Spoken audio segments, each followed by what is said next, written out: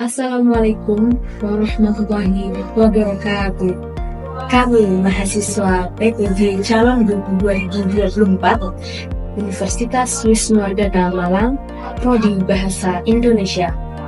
Pada kampanye praktik baik ini, kami akan menyampaikan scaffolding pada zone of proximal peserta didik terkhusus pada pembelajaran teks puisi kelas 8 di SMPN 11 Malang.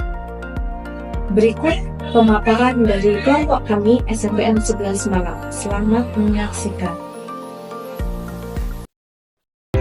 Perspektif sosiokultural yang dikembangkan oleh Vygotsky mengemukakan bahwa pembelajaran paling efektif terjadi melalui interaksi sosial, budaya, dan bahasa.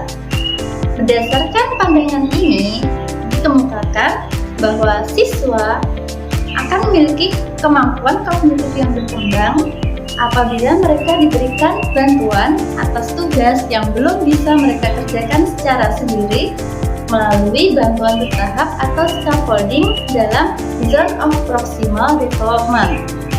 Oleh karena itu, pembelajaran perlu dirancang agar siswa bisa belajar bersama, agar mereka memiliki pemahaman bermakna secara budaya, dan mereka dapat belajar dari pengalaman mereka sendiri. Dalam merancang pembelajaran ini, saya merujuk pada teori sosiokultural yang dikembangkan oleh Lev Vygotsky. Dalam ZBD, siswa mampu melakukan suatu tugas tidak secara mandiri, tetapi bisa mencapainya dengan dukungan guru atau teman sebaya. Oleh karenanya, penting bagi guru untuk berperan sebagai fasilitator yang menyediakan scaffold berupa pertanyaan pemandu, media yang relevan, dan struktur tugas bertahap. Saya menerapkan prinsip ini dalam pembelajaran puisi dengan cara mengaitkan teks puisi dengan lagu populer sebagai bentuk budaya yang akrab dan bermakna bagi siswa. Lagu seperti Ruang Rindu dan Hujan tidak hanya memiliki nilai sastra saja, tetapi juga dekat secara emosional dengan dunia remaja. Ini menjadi jembatan untuk membawa mereka masuk ke dalam teks puisi secara alami dan reflektif. Saya menggunakan modul ajar dengan metode gamifikasi berjenjang yang saya beri nama Putri Emas. Dalam kegiatan ini, siswa diajak menelusuri lirik lagu seperti Ruang Rindu dan Hujan dan menganalisisnya secara bertahap dari level 1 sampai level 5. Mulai dari mencari kata kunci, menentukan makna eksplisit dan implisit, menafsirkan emosi, hingga menyimpulkan pesan dan membuat ulasan seperti jurnalis musik. Selama proses ini, saya menerapkan scaffolding dalam kerangka Zone of Proximal Development atau ZPD. Pada tahap awal, saya memberikan contoh, pertanyaan pemandu dan struktur RKBD. Di tengah proses, siswa belajar bersama dalam kelompok dan saling membantu. Saya bertindak sebagai fasilitator, bukan sebagai pusat pengetahuan.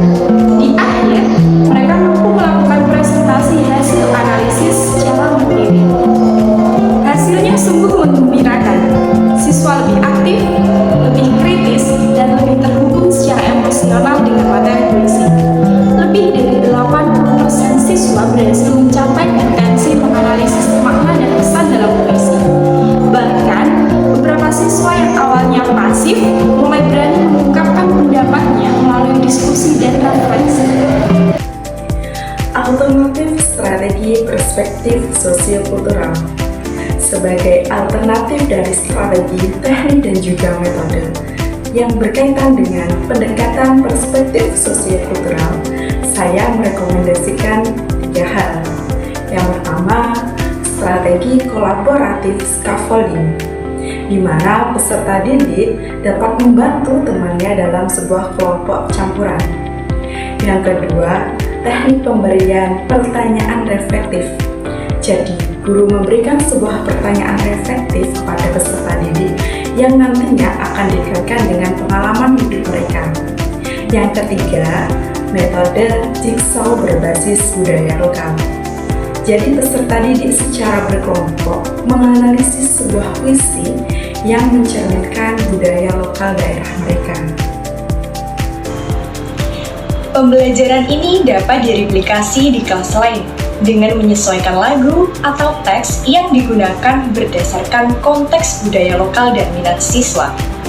Teknik scaffolding berbasis budaya ini juga bisa diterapkan pada teks lain seperti cerpen, pidato, atau bahkan iklan. Sebagai guru, kita perlu menghadirkan pembelajaran yang tidak hanya mendekatkan siswa pada teks, tapi juga pada dirinya sendiri dan dunianya. Karena pada akhirnya, literasi bukan sekadar keterampilan bahasa, tapi juga cara kita memaknai hidup. Berdasarkan praktik ini, saya menyimpulkan bahwa pendekatan sosiokultural yang mengaitkan teks dengan budaya siswa serta menerapkan scaffolding dalam ZBD dapat meningkatkan motivasi, pemahaman, dan keterlibatan siswa secara menyeluruh. Ketika siswa merasa bahwa puisi itu dekat, relevan, dan bisa mereka pahami bersama teman, maka mereka tidak hanya belajar bahasa, tapi juga belajar memahami diri dan lingkungannya. Inilah inti dari praktik baik, bukan hanya mengajar materi, tapi juga membuka ruang bagi siswa untuk tumbuh secara utuh dalam konteks sosial dan budaya mereka.